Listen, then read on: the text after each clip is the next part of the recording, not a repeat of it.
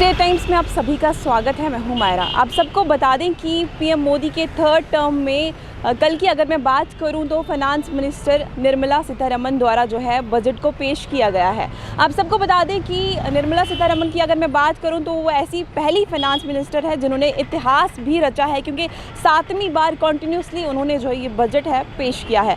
अब आपको बता दें कि इस बजट की अगर मैं बात करूँ तो इसमें खास करके महिलाओं की अगर मैं बात करूँ, एग्रीकल्चर सेक्टर की मैं बात करूँ, यूथ की एम्प्लॉयमेंट की, अनएम्प्लॉयमेंट की बात करूँ मैं, तो ये सब जो है इसमें दिया गया है। इस सब पर हम लोगों के जो व्यूज़ है वो लेंगे। आखिर लोगों का क्या कुछ कहना है, लोग कितना खुश है इससे, कितना खुश नहीं है इससे। तो चलिए लोगों से बातचीत करते हैं, उनके व्यूज़ जो है वो भी जानते हैं। वेयर हाउस के प्रेसिडेंट दीपक गुप्ता जी इस समय मेरे साथ मौजूद है। दीपक जी, आपसे मेरा यही सवाल रहेगा, कल जैसा कि हम सबको पता है कि बजट जो है वो पेश किया गया है, अब आप इस बजट को किस तरह से देखते हैं? मैं समझता हूँ जो हमारी मोदी गवर्नमेंट जी का 3.0 बजट जो इस बार पेश किया है जी।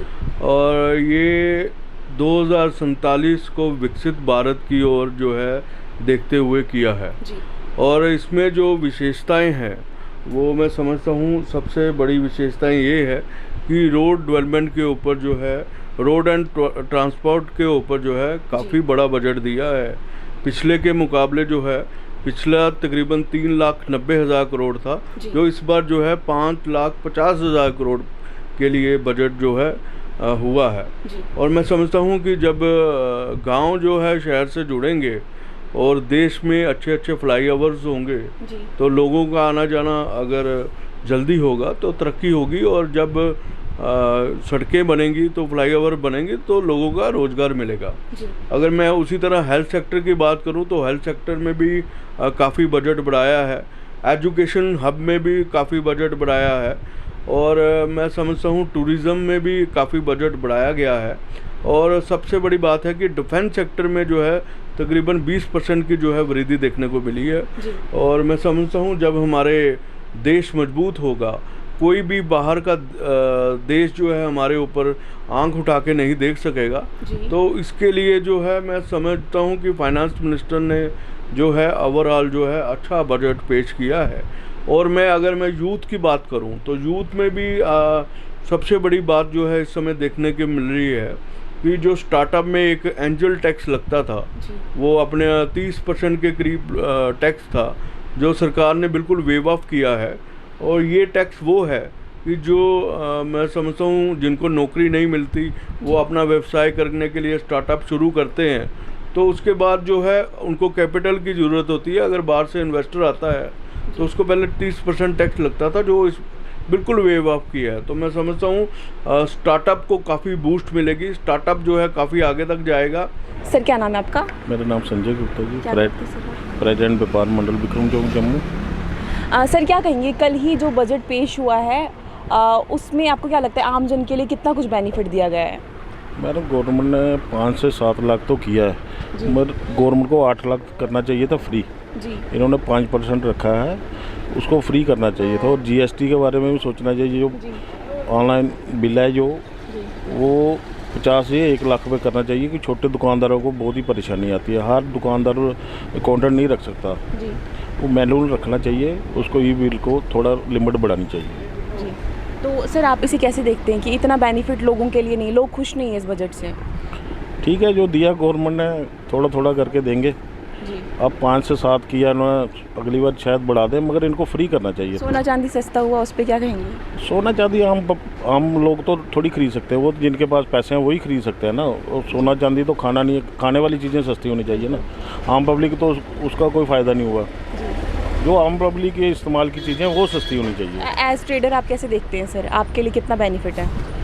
कोई ख़ास नहीं है इसमें, मिला जुला ही है बजट ये। आप सबको बता दें कि इस वक्त मैं एक मोबाइल शॉप पर हूँ। चलिए भैया से भी बातचीत करते हैं, देखते हैं इनकी क्या कुछ व्यूज़ है बजट को लेके। सबसे पहले आपका नाम जानना चाहूँगी। राहुल है मैम। हाँ सर, आप शॉपकीपर हैं? हाँ, मेरी शॉप है।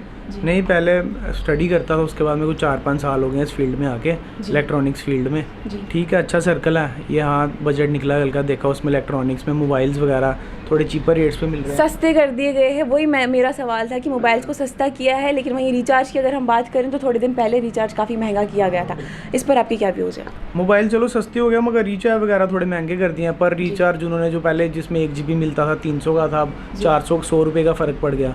जो बेचारे लेबर क्लास वर्कर हैं, जो डेली का अपना दिहाड़ी वगैरह लगा 400-500 रुपये कमाते हैं, उसमें घर पे भी सामान लेके जाएंगे। अब मोबाइल की ऐसी एडिक्शन हो गई आजकल, उसके बिना कोई रहता नहीं। और रिचार्ज बड़ा ये मोड ऑफ कम्युनिकेशन है कि आजकल हम रिलेटिव्स के घर जा नहीं सकते। एक बड़ा इजी मोड ऑफ कम्युनिकेशन है, घर बैठ के आपस में अपने रिलेटिव्स का हालचाल पूछ लगते हैं। और पर मंथ हमें रिचार्ज करवाना ही पड़ता है। अब हमें करवाना ही पड़ेगा बेशक, बट ये है कि ये थोड़ा कॉस्टली। आपके लिए कितना बेनिफिट है ये बजट? दुकानदारों ठीक है, हम इलेक्ट्रॉनिक्स वाले हम मोबाइल वगैरह बेचते हैं, हमारे लिए तो ठीक है कि हम सेल वगैरह थोड़ी और निकलेगी। पहले है कि प्रोडक्ट्स थोड़े कॉस्टलियर हो गए, सब चीपर हो गए हैं, उसमें हमारे लिए काफ़ी फ़ायदा है। या कि वो अगर वहाँ से उन्होंने मोबाइल सस्ते किए हैं, थोड़े रिचार्ज बढ़ा दिए हैं, ठीक है, लगभग मिला के ठीक है, अच्छा चल रहा है सर्कल अभी तक तो फ़िलहाल। इसके अलावा ओवरऑल आप बजट के लिए क्या कहेंगे कि मतलब लोगों के लिए, लोगों के हित में है या नहीं? देखो, अपोजिशन जो होगी वो तो यही बोलेगी कि उसमें ये है, वो कमी वगैरह खामी है वो ज़रूर निकालेगी, मगर ठीक है, बजट निकला अच्छा है, सारे लोग अब कर रहे हैं इसको, ठीक ही है, अच्छा ही है, बिल्कुल ओके ही है। सबसे पहले हम महिला विंग को खुश करते हैं, क्योंकि जो इस बार 7वीं बार हमारी जिन्होंने बजट पेश किया है, उन्होंने 7वीं बार बजट पेश किया है, और वो हमारे लिए गर्व की बात है। और मैं क्या, हिंदुस्तान क्या, मैं तो कहती हूँ वर्ल्ड में हमारा नाम रोशन किया है। बाकी बजट जो है बहुत अच्छा हुआ है। हम बच्चों की पढ़ाई के लिए भी उन्होंने लोन देने की किया हुआ है। बाकी जो आजकल लोग अपना काम करते थे, वो आगे नौकरियां भी दे सकते हैं। और सबसे बड़ी खुशी की बात तो महिलाओं के लिए ये भी है कि उनके लिए सोना चांदी सस्ता हो गया। सर, आपका शुभ नाम? मैं रवि सिंह भाऊ, प्रेसिडेंट बॉर्डर एरिया किसान कमेटी। इसमें मैं यही कहूँगा कि बेहतरीन बजट ये आया है, सबके हक़ में है। जो मज़दूर है, किसान है, नौजवान हैं, तो यहाँ पर कुछ लोग बोलते हैं कि नौजवानों के लिए कुछ रखा। देखिए, जिस सरकार ने, आज की सरकार ने जो नौजवानों के लिए रखा है वो बहुत कुछ है, लेकिन नौजवानों को चाहिए कि जहाँ जहाँ आपके लिए उन्होंने पैसा भेजा वहाँ पर जाइए। सरकार ने भेजा है कि अपनी छोटी छोटी फैक्ट्रियाँ लगाओ या कोई ऐसा काम अपना खोलो, उसमें उन्होंने सूद भी माफ़ किया है। तो और सरकार क्या कर सकती है? तो मैं इस बजट के बारे में कहूँगा कि बहुत अच्छा बजट है।